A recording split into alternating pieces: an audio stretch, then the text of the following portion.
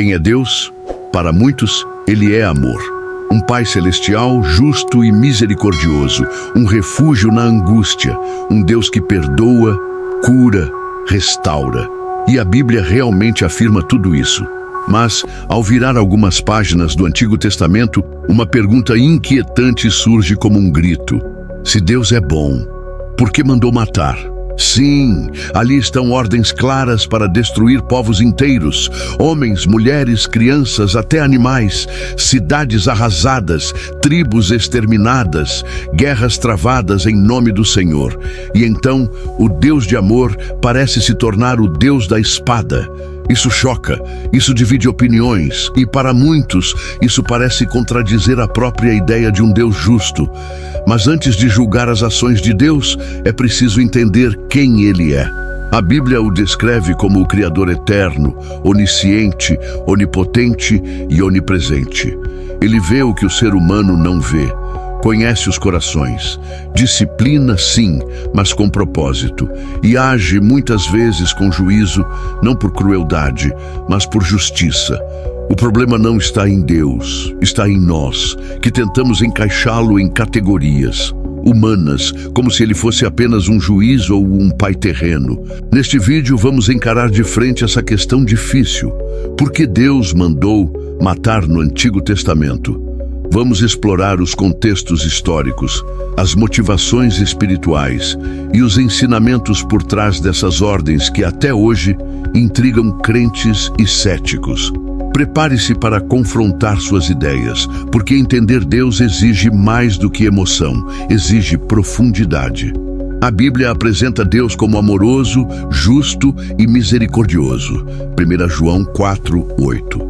Mas também revela cenas de guerras, destruição e extermínios ordenados por ele. Como conciliar essas imagens?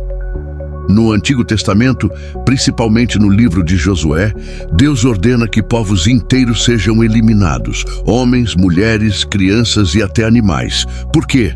O contexto histórico é essencial. Os cananeus, por exemplo, praticavam sacrifícios humanos, inclusive de crianças, Deuteronômio 12:31. Viviam em práticas abomináveis aos olhos de Deus. A destruição não foi por capricho divino, mas um juízo após séculos de paciência e avisos ignorados. Deus é apresentado como o soberano juiz do mundo, que não só abençoa, mas também pune o mal. Noé e o dilúvio, Gênesis 6:7, Sodoma e Gomorra, Gênesis 19, e os povos cananeus são exemplos de seu juízo. A guerra, nesse contexto, não é por ódio, mas por justiça. A conquista de Canaã não foi apenas expansão territorial, foi julgamento divino contra nações extremamente corrompidas. Quando Josué lidera os israelitas, ele está cumprindo ordens diretas de Deus. E isso fica claro em passagens como: destruíram tudo quanto havia na cidade, homens, mulheres, meninos, velhos, bois, ovelhas e jumentos, tudo passou ao fio da espada. Josué 6:21. Deus usando Israel como instrumento de seu juízo. Ao mesmo tempo, ele não poupa nem mesmo seu povo quando peca. Israel também sofre derrotas e extermínios por desobedecer. As guerras não foram fruto da ambição de Israel, mas parte de um plano divino para estabelecer uma nação santa em uma terra corrompida. As ordens de Deus não eram arbitrárias, mas respostas a séculos de pecado acumulado. Um dos pontos mais difíceis é a morte de crianças nos extermínios. Como um Deus de amor poderia permitir isso? A Bíblia não suaviza essa realidade e não há respostas simples, mas ela apresenta Deus como justo, ainda que suas decisões estejam além do nosso entendimento. Na cosmovisão bíblica, Deus é o Criador da vida. Ele dá e tira com autoridade soberana. Embora trágico, o fim físico não é o fim definitivo. A eternidade pertence a Deus e Ele julga com justiça absoluta. Em algumas ocasiões, Deus não apenas ordena as guerras, mas Ele mesmo age como guerreiro. Em muitas passagens do Antigo Testamento, Deus não se limita a ordenar guerras. Ele próprio entra em ação como um guerreiro divino. Sua presença muda o curso das batalhas. E quando ele se levanta, nem exércitos inteiros conseguem resistir. No Egito, Deus declara guerra contra Faraó, não com espadas, mas com 10 pragas sobrenaturais. Êxodo 7-12. Cada praga é um golpe direto contra os deuses do Egito, mostrando que nenhum poder terreno pode rivalizar com o Senhor dos Exércitos. Em Jericó, Deus age de forma ainda mais surpreendente. Não há confronto militar direto, apenas o som de trombetas e gritos, e com isso os muros caem por terra. Josué 6:20. A mensagem é clara: a vitória não vem da força humana, mas da intervenção divina. E então, em um dos episódios mais dramáticos da Bíblia, Deus envia apenas um anjo, um único mensageiro celestial, para derrotar o poderoso exército assírio. Naquela noite, saiu o anjo do Senhor e feriu no arraial dos assírios 185.000. E quando o povo se levantou pela manhã, eis que todos estavam mortos. 2 Reis 19:35. Não houve batalha.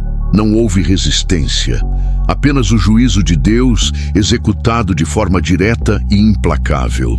Esses eventos revelam uma faceta muitas vezes ignorada.